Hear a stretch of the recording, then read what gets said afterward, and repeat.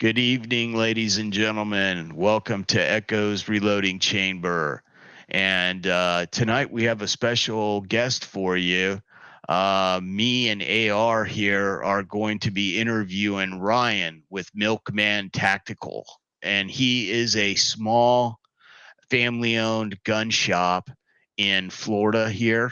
And Ryan, what Sure. exactly is Milkman Tactical, and how did you come up with the name? That's always a good one. First off, thanks for having me on here. Means a lot to us. Being small and family owned and operated, any exposure we can get is obviously appreciated, and we definitely appreciate it. So thank you. Um, Milkman Tactical is a creation that started right here in my personal garage. That's now expanded into a storefront, an industrial space where we do Cerakote.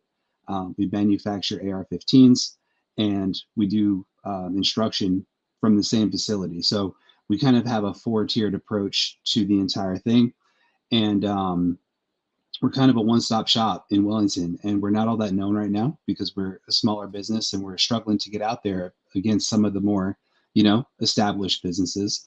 But we have a lot to offer the community, and we try our best every day. So that's one of the things you get with Milkman Tactical, and that's kind of what's made our brand so far. As far as the name, that's one that we get pretty frequently, and my name is Ryan Milky, for the record. And so my last name is pronounced Milky. So my father is also kind of a part of this entire inception and the idea. And he's somebody that I kind of confide in and can throw off ideas with, and, the whole nine yards. So he's been a pretty pivotal um, instrument in the entire company so far. And so his nickname was always Milkman growing up, and I was always Milkman Junior. So we're sitting there and we're like, well, what should we call this? We tossed around probably 50 or 60 different names, and we all voted, and Milkman Tactical was the best one. And that's how we got it. So Milky and Milkman kind of, and it rolls off the tongue, nonetheless. Okay, that is an interesting story. That's kind of neat, and plus the actual logo that I put on your logo on our thumbnail for the show is really a well done insignia. I enjoy it. It looks very clean, very just simple, and yet to the point. And I like it.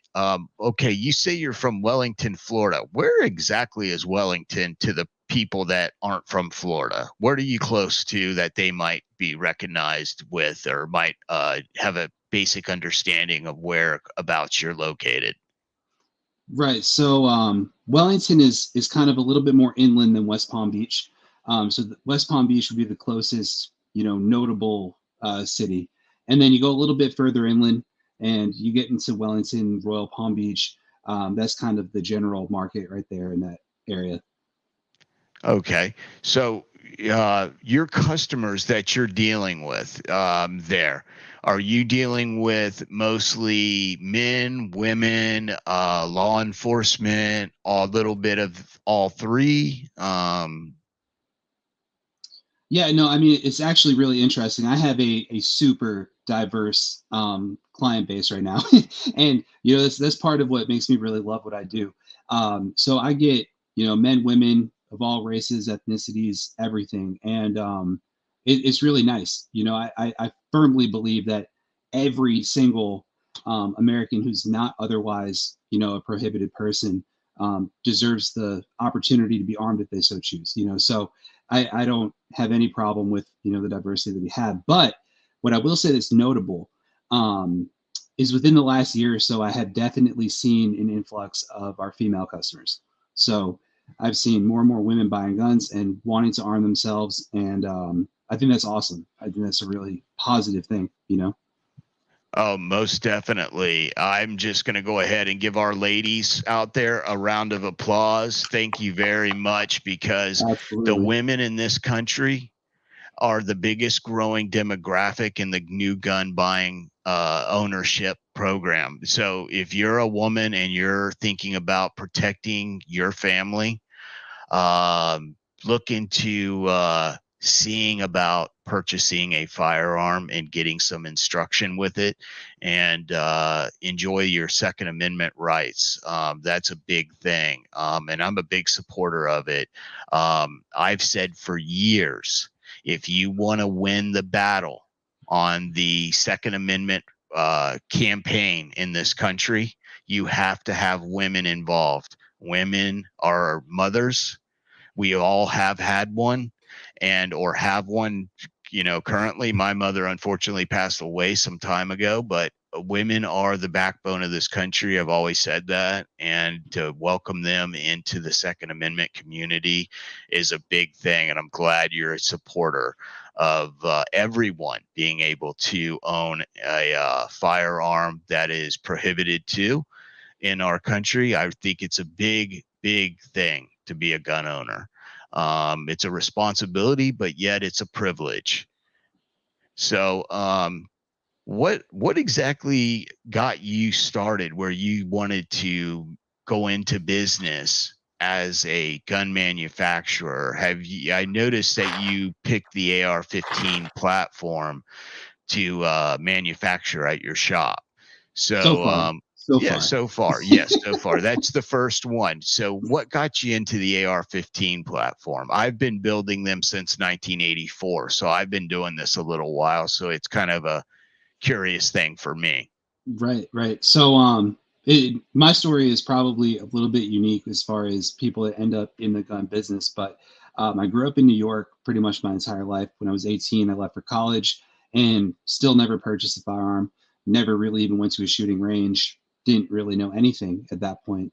I ended up moving to California after I graduated. You kind of know how that went. Definitely didn't purchase a gun. Didn't learn anything about guns. Never went to the gun range. And then I ended up moving to North Dakota. And once I moved to North Dakota, I purchased a Glock 17 was my first firearm acquisition. And then I purchased a DPMS Oracle, which I still own to this day. It's on the wall behind me. And I just really started to just become obsessed with learning more and learning more and learning more, you know. And I bought a range membership at the indoor range, right down the street. And in North Dakota, where I lived in Bismarck, one of the great things was we had a within like 40 minutes down in a different, city, there was an outdoor range that had no, on-site range safety officer or anything like that. So there was no cost to get into this range.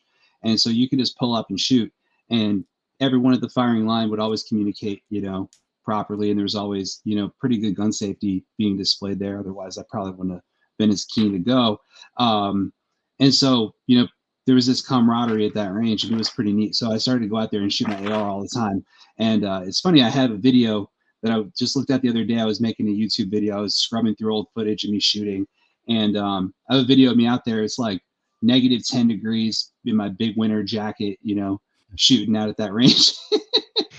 And I was just like, I just can't get away from the sport of it. And then obviously, how the progression with AR-15s becomes. You get proficient with one, you love the platform, you go, oh, well, there's all this other stuff you can do. You get on the internet and you start looking, parts kits and all sorts of different stuff. And then my kind of creative brain and my, oh, I really like this, weapons platform kind of cross, and they go, well, you can just create whatever you want to out of this. And so mix and match parts and, different colors and different, all this, it just became a really fun game that I liked. And I did that, as a, regular civilian, if you will. Not that an FFL is not a civilian, but I didn't have a license. I wasn't selling guns. I was just collecting. I did that for a few years, and I learned all the really hard lessons real quick. That D10 has a spring behind it. It's gonna go. Make sure you put your buffer in before you pull the charging handle for the first time. And so, there's a lot of things that you learn just being an amateur in your own garage. And I kind of perfected it, and I did a lot of, independent research and read a lot of books and learned a lot about the platform before I started Milkman Tactical. But that is the platform that I'm the most comfortable with, and I really feel as if, from a core level, it's extremely effective for most civilians. And so that's, to me, the most important thing. I mean, we're here to arm Americans, and responsibly arm Americans. And we want to put you into something that's going to do that. You know, we're not going to give you something that's not going to achieve that mission. And, you know, the rifles that we build, you know, more specifically, because I mean, I can speak for all AR-15s. They're all going to help you, you know, for sure. But the ones we build are kind of geared towards civilians and kind of what it might take one day, and if you had to use it or defend yourself. And so that's kind of the ultimate idea. People are buying these weapons because they want to defend themselves. And so we cater to that, but also at the same time provides, you know, an awesome sporting experience for, you know, target shooting, steel targets, whatever. So they're pretty well diverse at this point. We have a lot of different models. Some are key mods, some are M-lock, some have, you know, the old A2 style front. I just built one the other day recently that has a fixed like M16 style stock with the M4 upper. And so I thought that was pretty cool. I test fired those the other day. They were fun.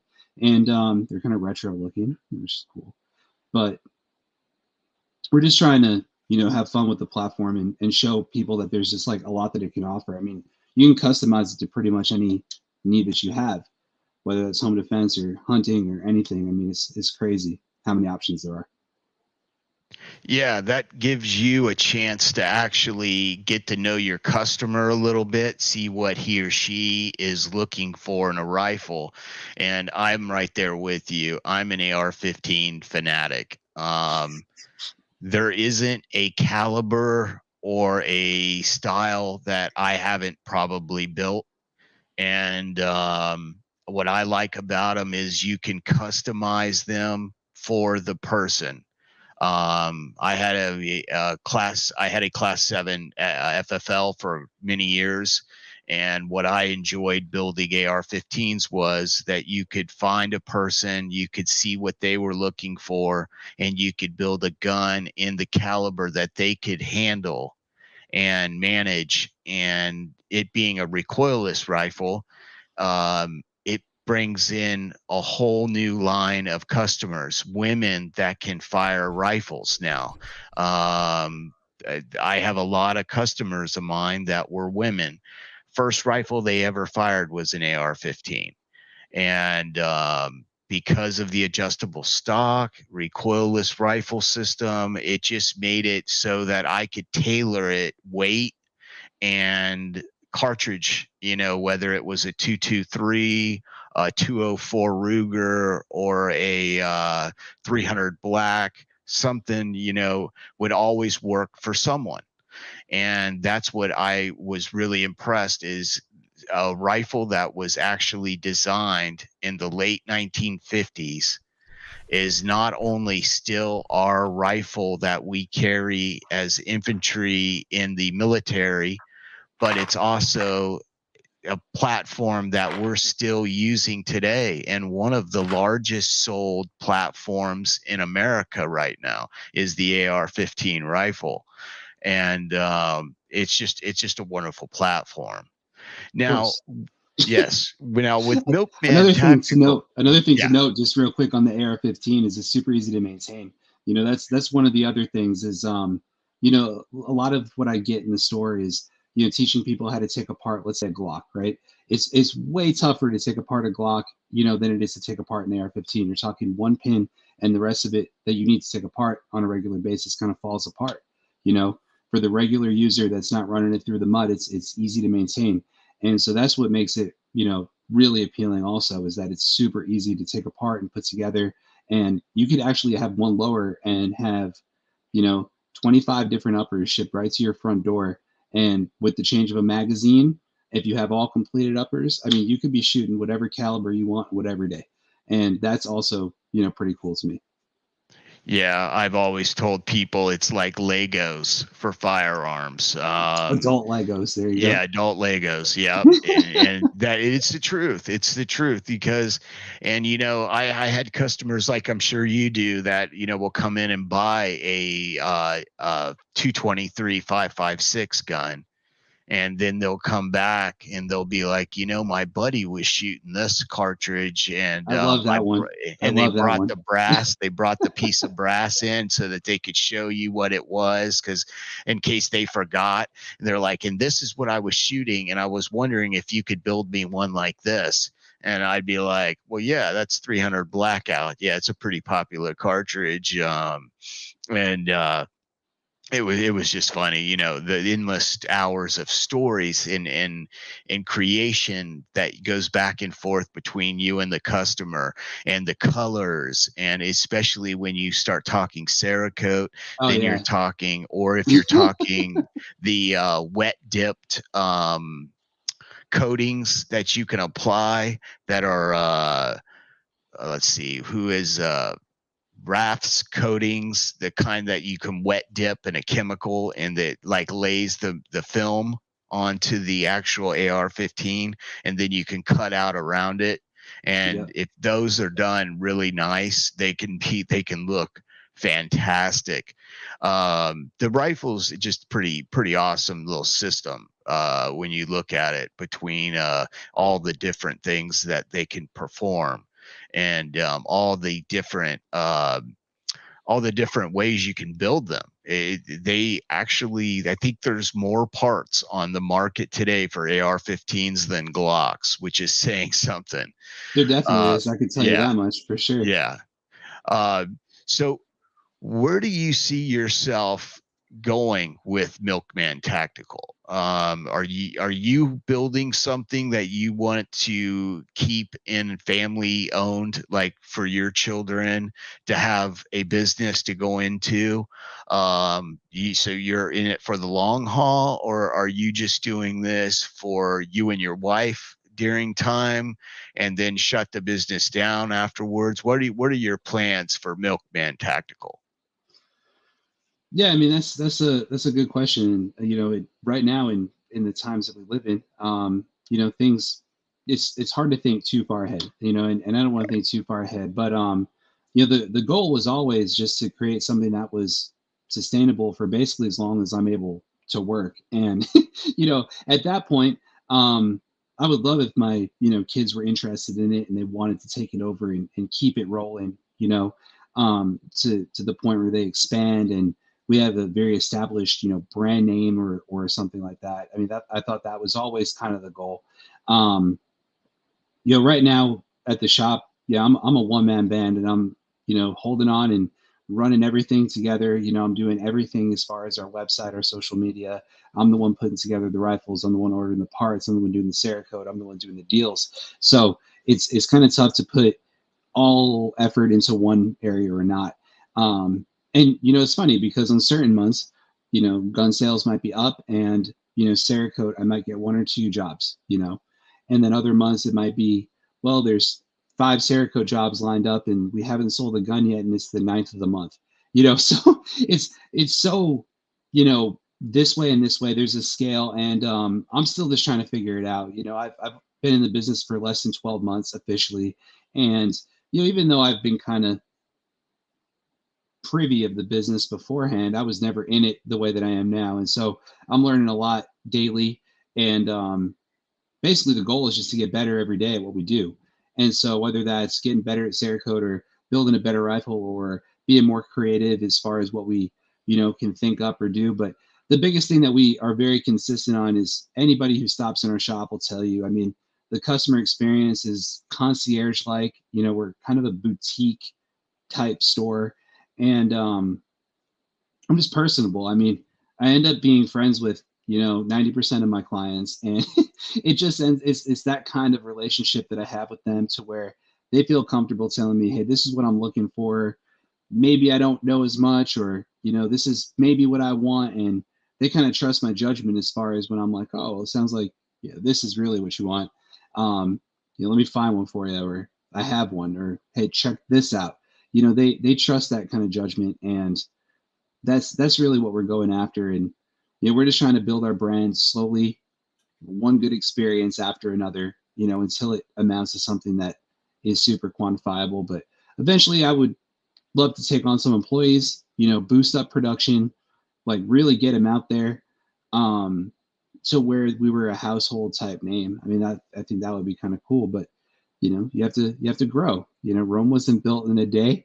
And the way that I kind of think about life in general and achieving anything great is, yeah, obviously you have your ultimate goal, but you work daily to achieve the small goals that you know you need to build until you get there.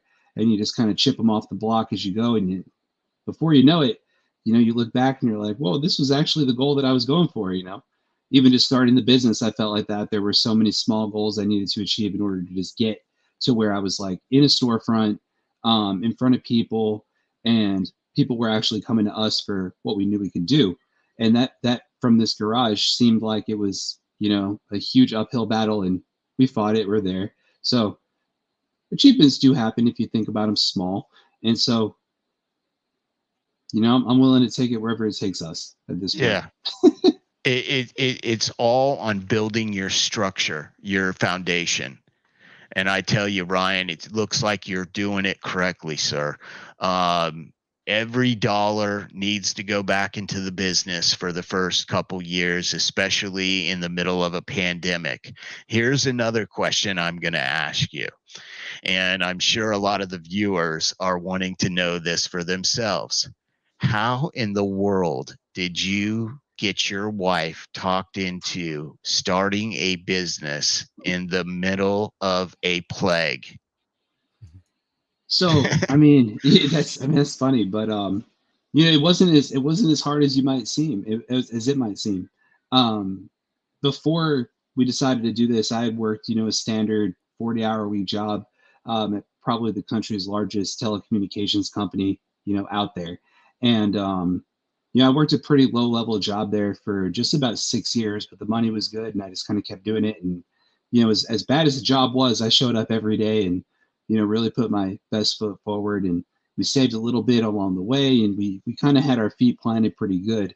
And so I feel as if it was just kind of the confidence in knowing that once we actually do this and we put some money behind this and we, dive in head first, that I know he's going to be there. I know he's going to show up and put his effort into this, tenfold what he did at his last job, because this is his, or this is ours. And so I think there was just some confidence there, which kind of breeded it. And, it's funny, we actually started the business when I was on paternity leave for our son's birth. And so we just had a baby, and, we're like, well, something's got to change here at some point. We can't do this forever. And it was just kind of the idea that we had. And after, I'm talking months of market research and research in general about the topic, I kind of knew where I needed to start. And so I was spending hours out here in the garage before that, so she obviously knew I was serious about it too. And I was going through all the right legal channels. And anytime you start a firearm business, like, everything has to be perfect, from the I's to the T's, and you have to follow the law. And so, it's not a excuse if you don't know the law. So you got to know the laws first, then you got to follow them. And, you have to follow the regulations, and every state's different. And there's just a lot to divulge, even as a first time, FFL, just even learning how to do a 4473 correctly, from your perspective in Section C. And so there's a lot that goes into it that a lot of people don't talk about. And it was kind of crazy. I actually had my ATF interview over the phone. Most people have an ATF agent come out, check out the premises, do the whole 9 yards. And I literally did mine over the phone.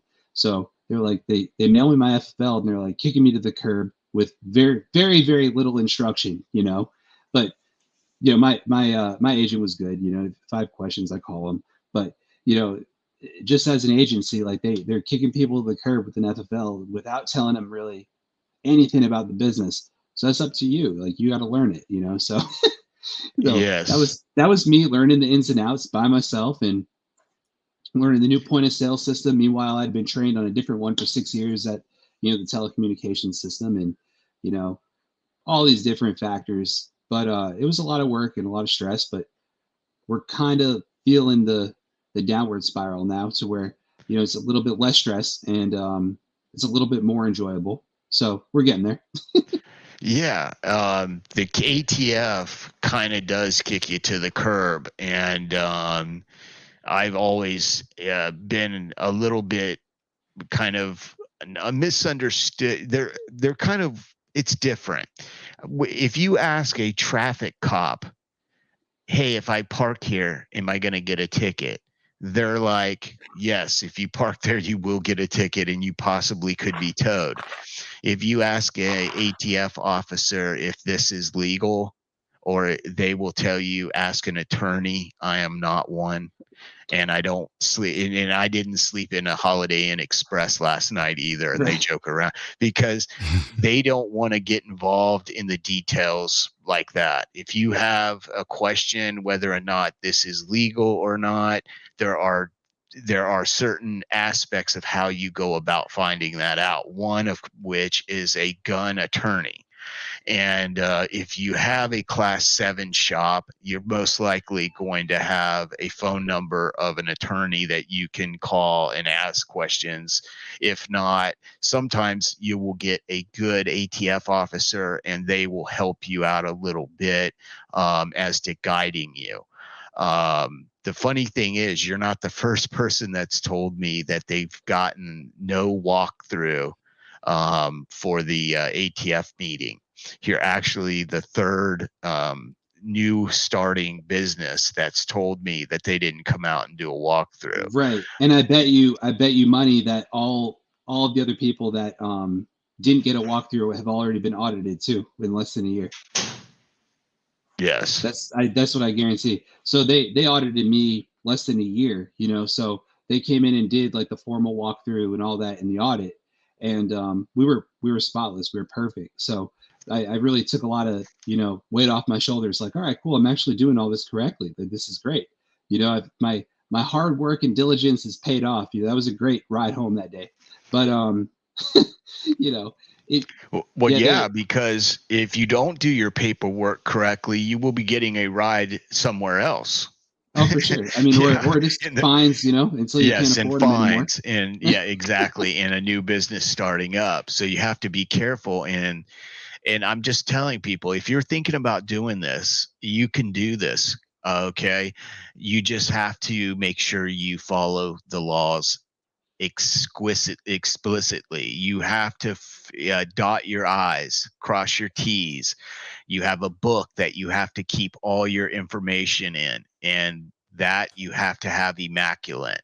You cannot have chicken scratch in there because they will let you know very quickly that you are not printing legibly in your book.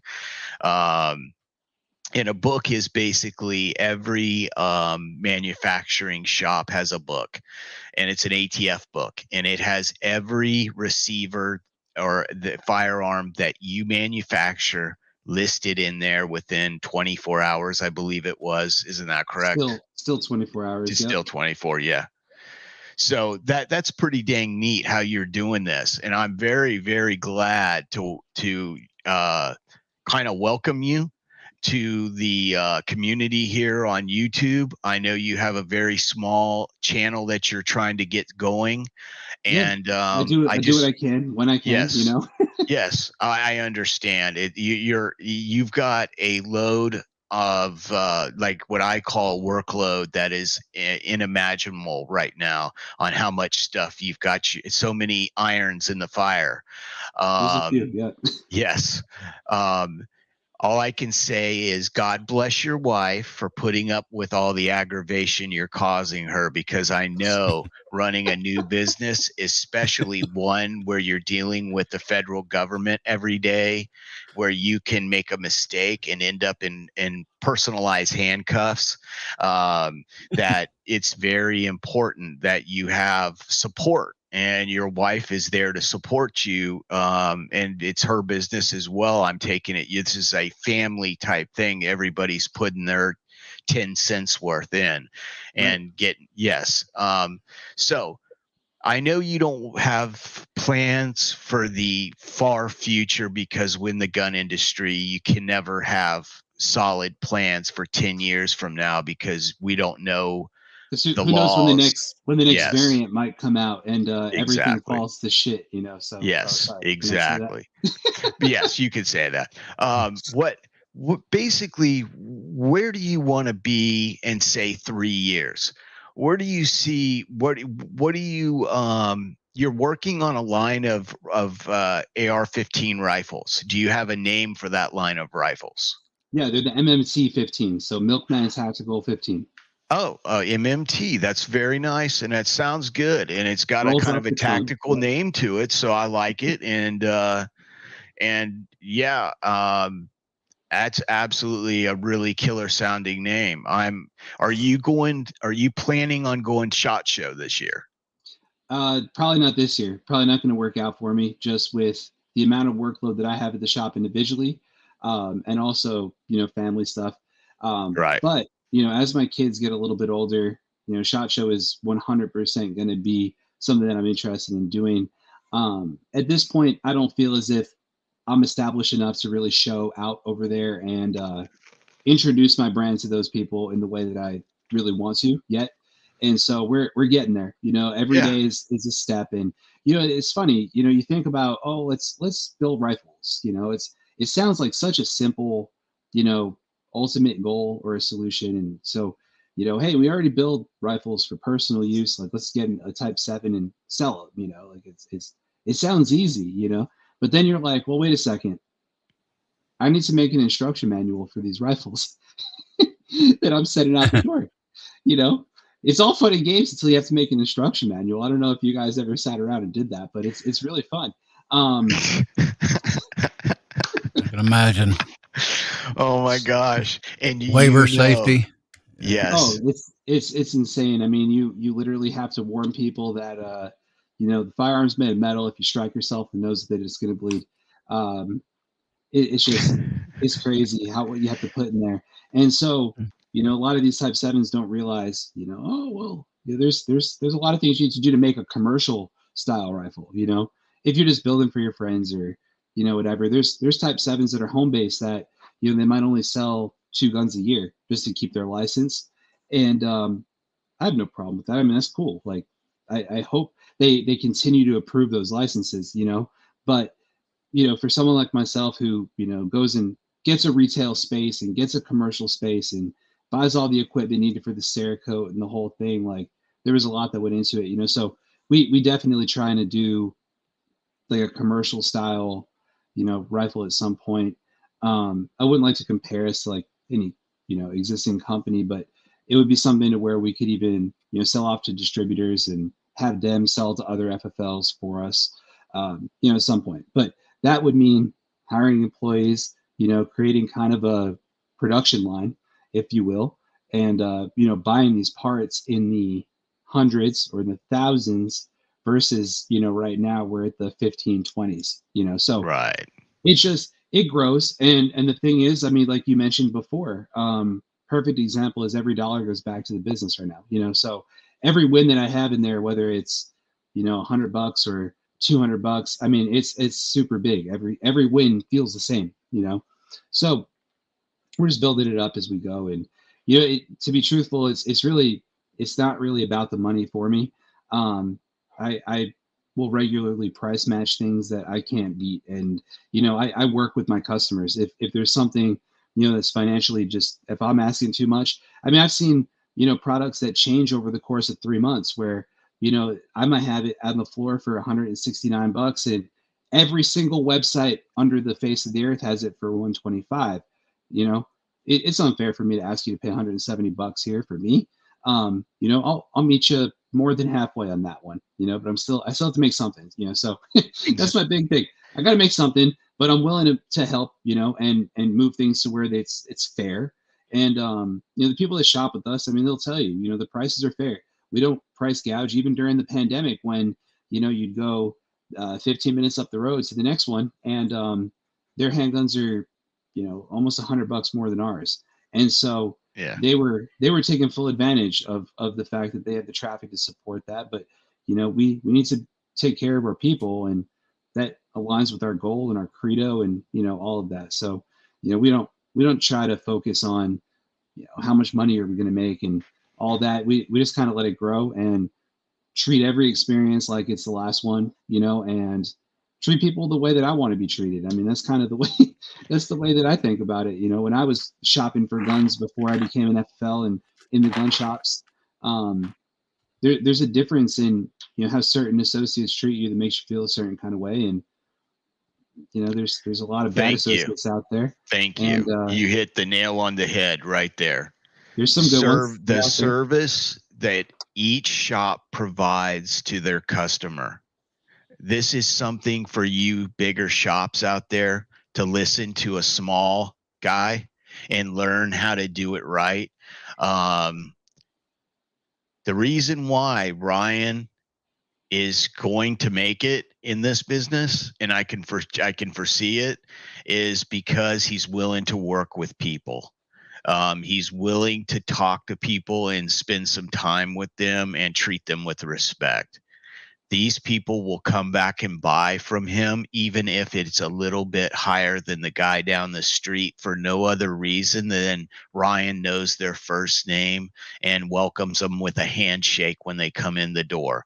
And these are the types of things you can do as a small business to build a platform, a base, a foundation of customers, and those customers will stick with you for the life of the store. And I know this is true because I still talk to a lot of my customers. They'll call me on the phone. They'll say, "Hey, how you doing?"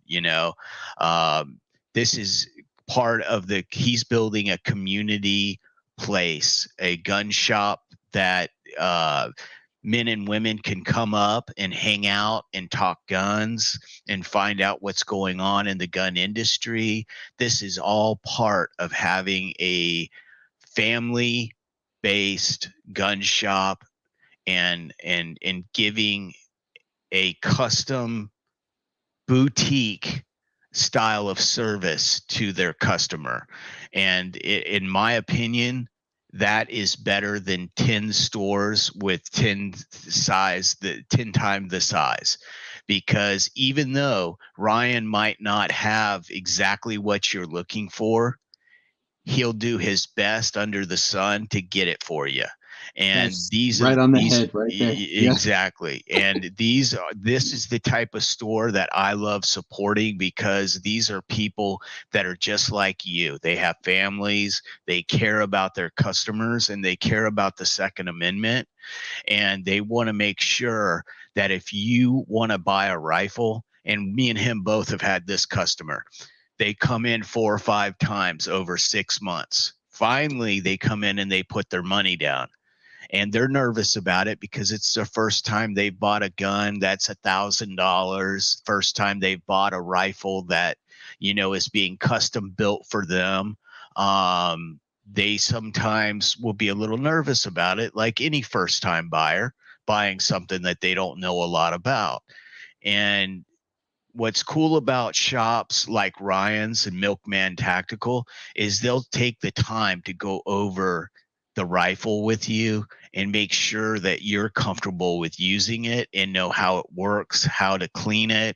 You can call them on the phone and be like, "Hey, is this safe to use on my rifle?" And they'll say, "Of course, yeah." And I offer that, and I have some products that will work just as good or the same product. Come in and see me and I'll take care of you. And a lot of times they're like, okay, they're buying this stuff online. Well, Ryan might not be able to match the price exactly, but what you're getting and with buying your products from Milkman Tactical is you're getting someone that'll explain it to you. And for new shooters, there's this huge information void. They don't know how to take the gun apart. They don't know how to store the gun correctly. You have to consider all these things. And storing the gun for someone like me versus storing the gun for someone that has 4 children in their house, it's totally different. So each person that he engages with on a normal basis, it's going to be a different experience, and it's going to be a different sale. And that's what's so cool, is because after making sales in your community for 6 months to a year, you've been in business, you said 12 months now? Just about. We started our first official day was January 15th, so we're just shy of a year still. But okay, good. It was funny. I mean, I renovated the entire space also, myself. And so I didn't hire one single contractor to make that whole thing work. And my dad and I basically just put in the blood, sweat, and tears and just did it. But I was working, 5 days a week over my old job and spending 2 days a week over there doing everything from painting the, 30-foot walls to redoing the, concrete floor to replacing the vanity in the bathroom to, getting everything installed. It was crazy. And, we did a lot of groundwork, in a short period of time. But yeah, January 15th will be the, official 1 year mark for us. Oh, well, that's awesome that you're coming up on your 1 year. And you know what, Ryan, I'm going to come in to your shop here over the next few months, and I'm going to come in. I'm going to get something from you and do an interview on spot in your store and do a little showing around, because you're only about 3.5 hours from me. Yeah, it's not crazy. That's not too far away. And it's awesome that there's another FFL in Florida that is doing things the right way. Now we're coming up on the 40-minute mark, so I want to kind of start rounding this down a little bit.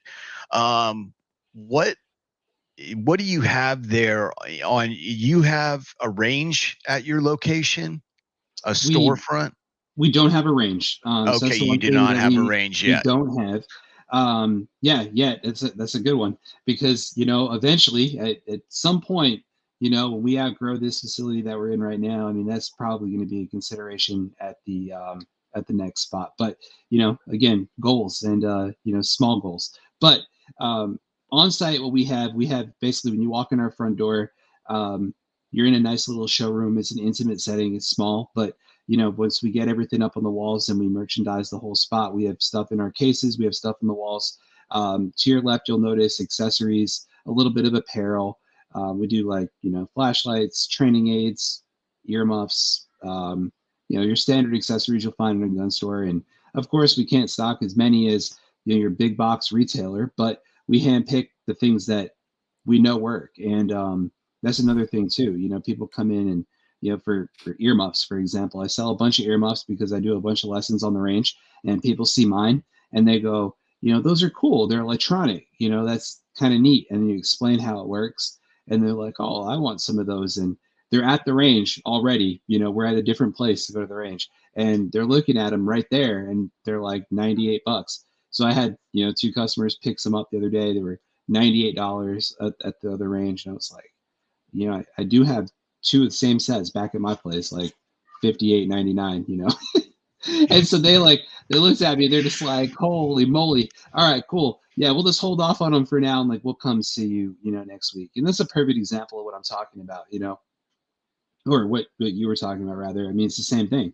The message is the same. Is you treat people right, you price your stuff right, and you are present, and the results kind of just come, as they go. So yeah, and I want to wrap this up with saying, you guys that are in Ryan's area, if you see this video, go in and buy something. You don't have to buy a gun. Just come say hi.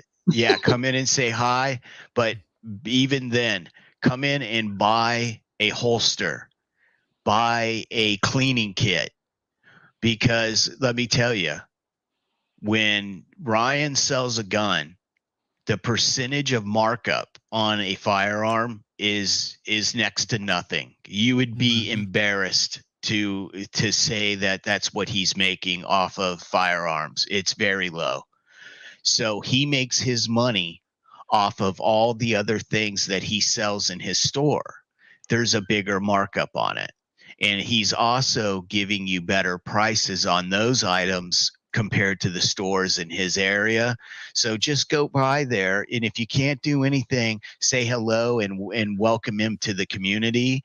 And if you can, buy a t-shirt, buy anything you can, buy a small little box of ammo. It always helps. Every single dollar you spend in a family-owned mom and pop shop helps the bottom line. And the bottom line is we need more businesses like Ryan's in our communities. And I'm only jealous that you're 3.5 hours from me, because I wish you were down the street. I know. Everyone does when they start talking to me. It's funny because I have friends that live, across the country, and every time they buy something from me, I have to ship it, and there's always shipping attached, and the whole 9 yards. And everyone's like, "Oh my God, I wish you started a business here," And I'm just like, well, I wish I could start a business in every city in the United States, but not yet, But maybe so. He Maybe. signs up like Dr. Evil. Maybe someday.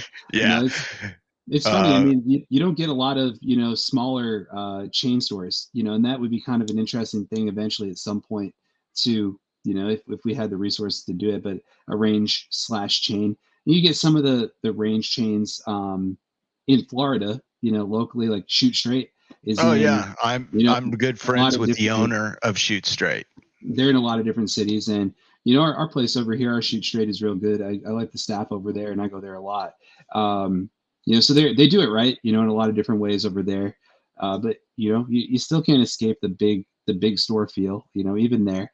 When you're paying hourly employees to work, a retail job, they don't have and to be honest with you, the gun business is really demanding. I mean, you have customers that walk in and they might not know a single thing about the product they're about to buy, and you really need to embrace the fact that you're the first line of defense there, and you got to explain the process, and you got to explain the gun, and the equipment that they're even thinking about purchasing. It's on you to explain that. It was very similar with what I did with some cell phones. People walk in, they don't know a single thing about a phone, and all too many times I just watch people completely displaced and just, no, well, it's not my job to teach you the phone. It's my job to sell you the phone. And so, I'll sell you the phone, but you go learn the phone. And I just felt like that was very unfair in a lot of different ways. And I would hate to be treated that way too. There's been a few times, like before I became an FFL, I walked into a gun store and the associate behind the counter, even though I was pretty knowledgeable at that point, not as knowledgeable as I am now. You learn something new doing this every day. But they would treat me like I knew nothing about guns, and I'm sitting there and I'm like, all right, let's bring it out to the range. I'll shoot you, but it's just, there's always that stigma, in a lot of these gun stores. And I just really wanted to put up a barrier and like kind of get away from that for my customers. And it's appreciated. I mean, they appreciate it as much as I appreciate doing it. So it's kind of a nice relationship we have within the community right now. And I hope to grow it, and I hope to give more instruction. Like right now, the instruction is brand new. I just became a certified instructor, and I already have a few clients, and it's unbelievable how fast these clients are, getting to the point where they probably don't even need me much anymore. But weekly sessions with a lot of people, and it's been fun. I love instructing. I think it's just a really cool part of the job, other than selling guns. But teaching people how to use them is really what I love. Oh, of course. And that's the best thing about it, is being able to instruct people and get them taught, because I agree with you. I'm one of those guys that goes in and spends like $1,200 on a phone, and I feel like I've been ripped off because you can't even ask a question on how to use the thing. And, I grew up in the 70s. So I grew up before computers. I'm like, listen, you guys grew up with computer classes. I never had a computer classroom. Nobody ever taught me how to do anything. Everything's been learn as you go. But I understand that one-on-one feeling and building that reputation with your customers is the most important part in a small business. And man, it's been great having you on tonight and getting to know Milkman Tactical. And I hope everybody in the audience, if you're ever in Florida, and if you're in Ryan's area, the Willington area, please stop in to Milkman Tactical. And if nothing else, just say hi and let him know that you saw his shop on YouTube. And that's always funny when I get those, because I do get people that just stop in, that say, hey, I saw your Glock 42 spotlight video. Here I am. I just wanted to check out what you had going on over here. And it's funny because, a few times those people have turned into, regular clients. And so, Yeah, it's funny. I mean, you throw it out there and you just kind of say, hey, this is what we are, and see how people react. And it's been really good so far. It's been overwhelming. And Wellington's a really small community. It's very tight knit, and so people talk, and word of mouth is going in our favor right now, which is good. But we always want to appeal to more people. And obviously, if you're in the area, please just stop by and pick my brain about something. I mean, I love talking guns as much as the next guy. So, Yeah. I promise, like, I'll drop whatever I got going on to sit there and talk guns with you for, 25, 30 minutes. I mean, it's really what I like doing, and it's my passion. So, we'll have no problem talking. And God, I mean, the worst case scenario is I learned something from you. That's another thing too, is I have a lot of people that stop in and they teach me about stuff that I don't even know. I mean, I'm not going to sit here and say I'm the expert on every single firearms topic. I'm not. And I learn every day, and my customers are great teachers also. So that's pretty cool, Mm-hmm. That's awesome. And I'm so glad we had you on the show tonight, Ryan. And if you guys are in the Wellington area, please stop by Ryan's shop, Milkman Tactical, and give him a try. Go in and spend some of that hard-earned money, or at least go in and buy a shirt and a box of ammunition and tell him that you appreciate what he's doing for the Second Amendment and the community that he serves right there in Wellington. It's been a pleasure having you on tonight, brother. I just want to thank you for coming on the show and bringing us a little piece of Wellington our way and showing us what Milkman Tactical is all about. Really appreciate it. Oh, thanks. It's a pleasure being on here. And, I like to speak about our business. I'm very proud of it.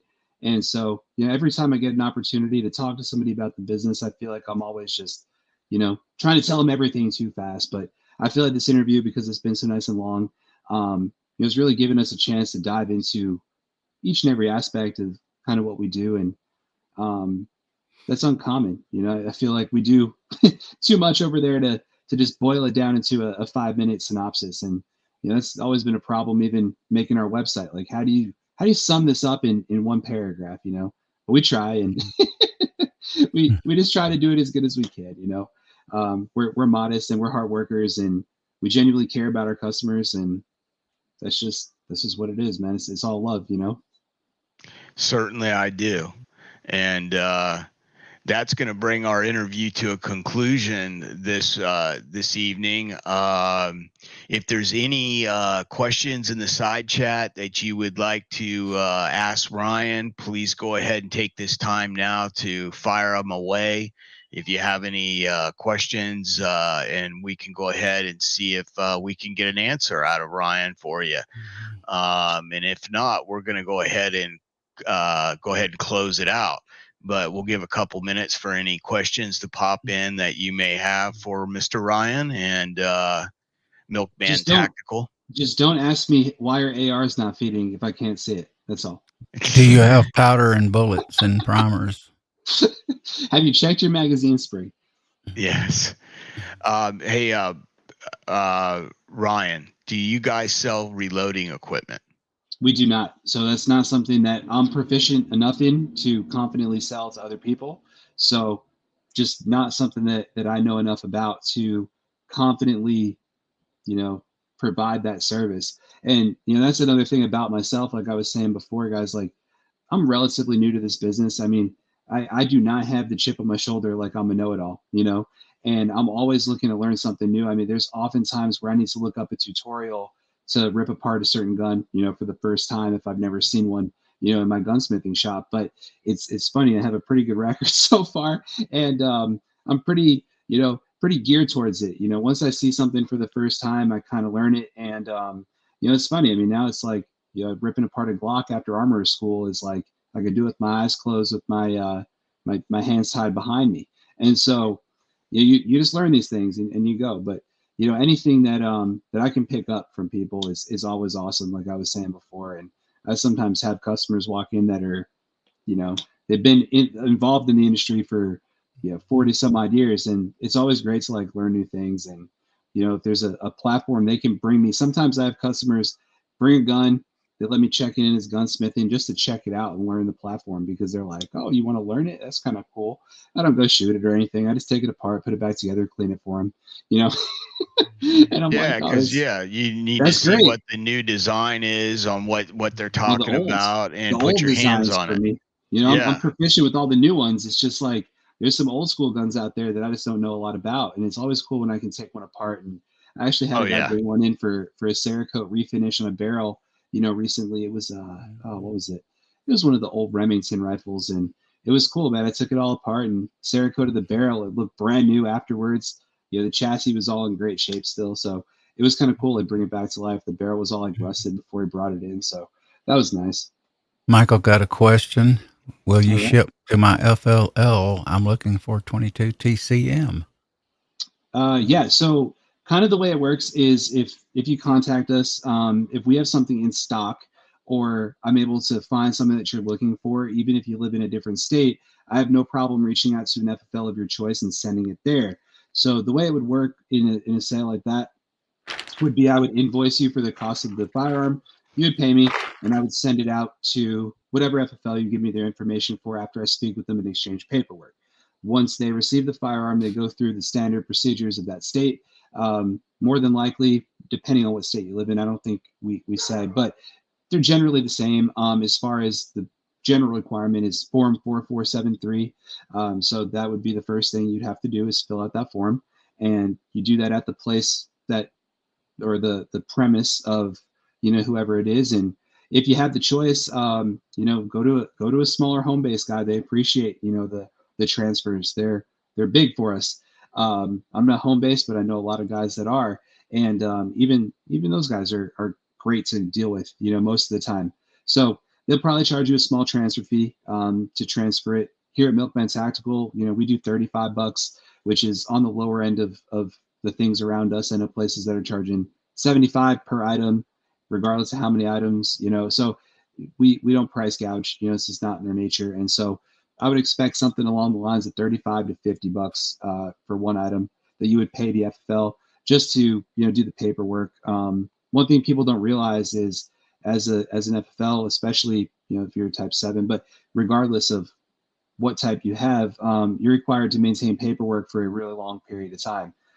20 years. Yeah, exactly. Yep. Yep, 20 you got it. years. Right on the head. I don't know if it's the same for all FFLs, but I know we're required to keep it for 20. And so, you know, when you pay, you know, a $35 or $40 transfer fee, you know, yeah, you may seem like, oh, you know, it's not for a lot of work or whatever, but to maintain records for that amount of time, it does require a lot of work, and it requires a lot of expense too, because you have to have space and you have to have organizational skill. And you got to spend a lot of time going through those things and making sure that everything is where it needs to be historically for 20 years. I mean, it's a lot of, you know, record keeping, probably more so than the government does, but Oh that's yeah. a different story, you know? Yeah, that's a whole different story. We won't even get into the ATF metal containers that are full of 4473s in Florida and Tallahassee right now, Oh yeah. being being guarded by $3.99 master lock that you can buy at Walgreens for about $3 or so, $3 or $4, and that's keeping a metal container door closed with all our social security numbers on it. If you So provide it, it's optional. yeah, yeah. Well, thanks a lot, brother. Is there any other questions, AR, out there in the audience for Ryan? Oh, I have one. And let us know though, AR, if there are any. You can interrupt Okay. me. It doesn't matter. I just wanted to say, if you plan on getting into reloading, selling reloading stuff, and wanting to learn that might be something me and you need to discuss at a later date, you know, and Okay. talking about doing something like that. Well, half the problem, or half the, well, not necessarily problem, but half the reason I haven't even considered it is most of the indoor ranges around here in Wellington, and you know, in Wellington, basically there's one indoor range that most of Wellington uses, you know, and they don't allow reloads, and you know, they check their ammunition, you know, Wow. pretty stringently to look for reloads, because anytime someone brings reloads, it's an opportunity to sell really overpriced ammunition for a ridiculous margin. And so, you know, they they love to look at your ammo at the place that I go a lot. And it's always funny for me because I always bring factory. I'm not going to put anything other than that through my guns, or my students. I'm going to try to sell them factory ammo and bring that. But, it's always a piece of pride to show them factory ammo and say, yeah, I wouldn't bring reloads as an instructor. What's wrong with you? I already know you don't take reloads here, But they check it every time, like it's gonna. They all know me, and they all know I've never brought in reloads, but every single time hey, we need to check your ammo. Yeah, all right, cool. Yeah, this is the one time I brought tracers. Yeah, exactly. The one time that we're shooting tracers. But it's always funny to me. But I appreciate the fact that they take care of the range, and whatever. There's no exceptions. I'm not expecting that I would be, but it's just kind of funny how they do that. Well, yeah, Ryan, me and AR have enjoyed having you on tonight, and Absolutely. and we will leave this video up as long as YouTube will let it, and hopefully we'll bring you some business, and hopefully there are some people in the area that will notice this video and come in and check you out for the first time. And if you do see this video and decide to go in and say hi to Ryan, tell him that Echo sent you. That way he knows that where you saw his establishment advertised at. And that way, we know that we were helping him out a little bit, trying to get some people in his front door. Yeah, it helps us big time, if we know where business comes from, because we know where we spend a little bit more, effort and a little bit less effort someplace else. It's important to know what's working and what's not, because we advertise in a lot of different ways. And so, it's really important to know where people are coming from, for sure. So thank you for that. Yes, not a problem. And on that note, ladies and gentlemen, we're going to end this interview tonight. And if you could, please hit the subscribe button and the thumbs up if you already have not. And if you get a chance, please go in the description box, and I will have it pinned in the comments after I shut the broadcast down. Please go over and subscribe to Ryan's YouTube channel, MILKMAN Tactical, and basically help support him there as well. Yeah, we're gonna put a lot more on there. We're gonna keep trying to keep up the momentum and do a lot more of those product spotlights on a lot of different handguns. So whatever we get in through the door, I'd like to do a product spotlight in the future to where people can get a little bit more familiar with it. I mean, I'm not going to sit there and say like we go, super far in depth with the gun and the product spotlight, but if, you're just kind of interested in, I'm looking for a 9mm handgun, what are the differences with all these Glocks? Well, here's some of the differences right here. You watch this quick little video, and at least when you go in, you know what to expect, so they're helpful in a way, I think. I mean, I watch videos like that before I go buy something. So. Oh yeah. Any information you can get on a product before you go and purchase it, no matter what it is a benefit for you. AR, I cut you off a little bit. What were you saying, brother? You didn't cut me off. Oh, okay. Well, on that note, thank you very much for coming on the show tonight, Ryan. I really appreciate you coming on and sharing your industry with us and your shop. And my pleasure. Thank you guys for having me. Nice to meet you. Good to have you on. Thank you. Absolutely.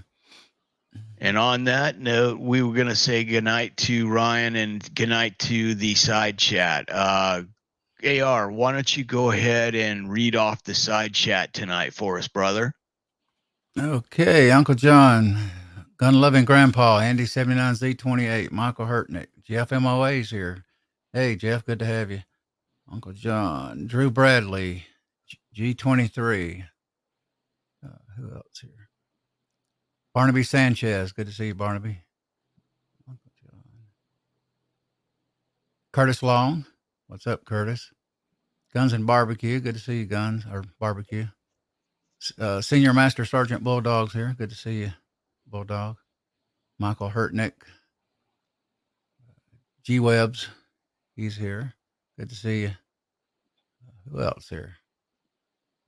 JH is here. Good to see you, JH586.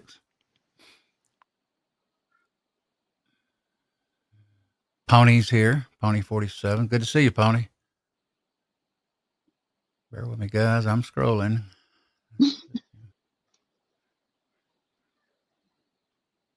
Michael Hurtnick. Hippa's here. Good to see you, Hippa.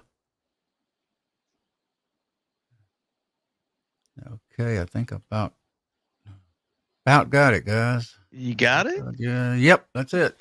Appreciate Thanks, you all dropping AR. by the side chat. Yeah, and quite a bit of talking over and chatting. Cool. So, appreciate you all coming on. It's good to have you, Ryan. Thanks so much. I appreciate it, and I look forward to meeting anybody that's watching this. Please give us a call, give us an email. I'm very easy to get along with. I'm sure we'll be good friends. So it'll be good. And Echo, thank you for having me. I appreciate it. AR, thanks for hosting, and I will be in touch with you guys as well. Oh yeah, we're gonna have you back on as an update because with new shops, I want to see how you're progressing. We'll have you probably back on in 6 months and see how you're doing. If you have any big promotional things that you want to get off, go ahead and let me know, and we'll have you back on the show and help promote for a big advertising event or something you're planning in the near future for big that you're going to be doing. We'll help advertise it for you. Not a problem. Cool, man. I'll definitely let you know. Thanks so much. Okay. And God bless everyone, and you have a nice evening. You as well. Thanks.